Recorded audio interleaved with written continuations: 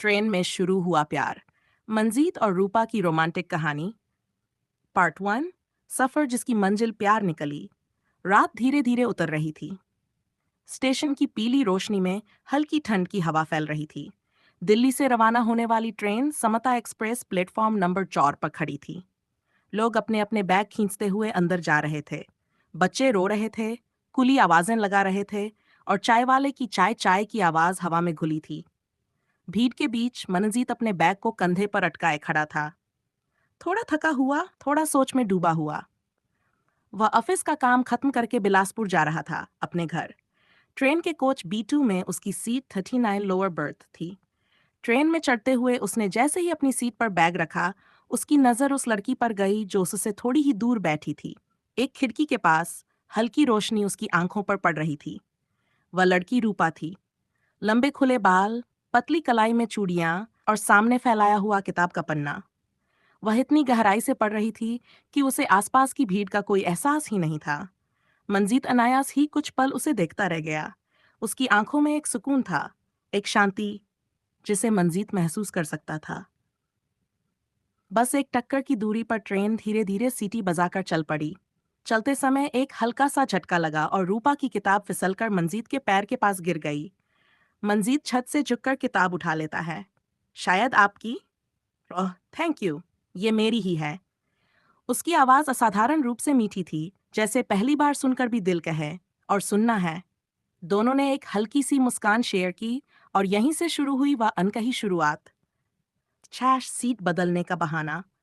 और पहली नजदीकी कुछ देर बाद टीटी आया और बोला, सीट 38 और 39 दोनों साइड बाय साइड हैं। अगर आप चाहे तो सामान इधर रख लीजिए। मंजीत ने सीट एडजस्ट की। रूपा ने अपना छोटा बैग उठाया और पास बैठ गई।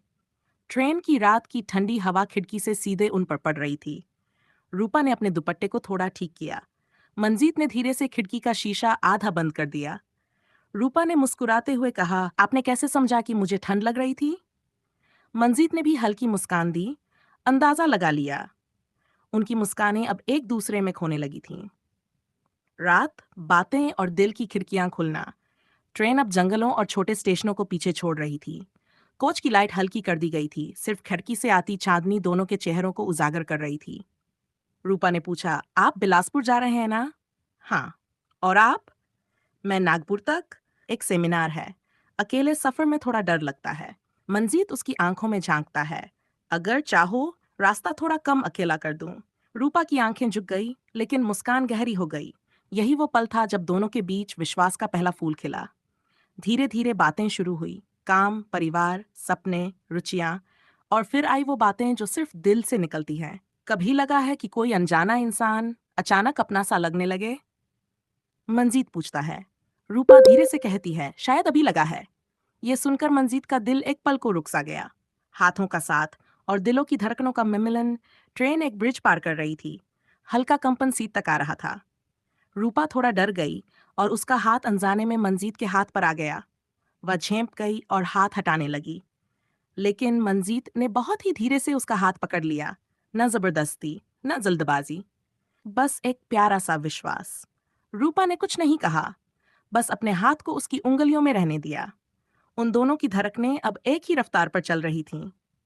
कंधे पर सिर, और वो सुकून जो सिर्फ अपने के साथ मिलता है। रात थोड़ी और गहरी हो चुकी थी।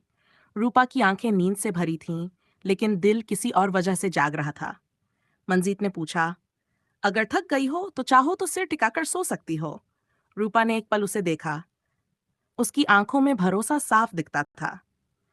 वह धीरे से झुककर मंजीत के कंधे पर सिर रख देती है। उसका दुपट्टा मंजीत की बाना से छूता है। मंजीत बहुत धीरे से उसके सिर को आराम से पकड़ है, कोई झटका न लगे।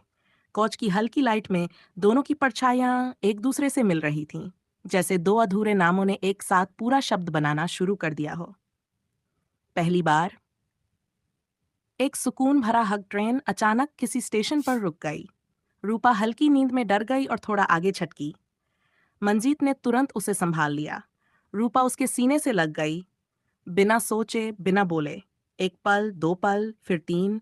हग टूटने का नाम ही नहीं ले रहा था।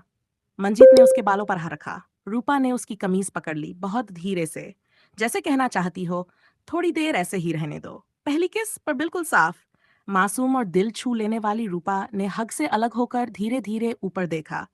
उसकी आंखें नम थीं, शायद सुकून से, शायद डर से, शायद मोहब्बत से। मंजीत ने उसके माथे पर बहुत ही हल्की किस रखी, इतनी नरम कि जैसे किसी फूल की पंखुड़ी को छू लिया हो। रूपा की सांसें थम गई, उसने आंखें बंद कर लीं, और उस पल में दोनों ने महसूस किया, ट्रेन में सफर शुरू हुआ था और दिलों का सफर मंजिल को पा चुका था।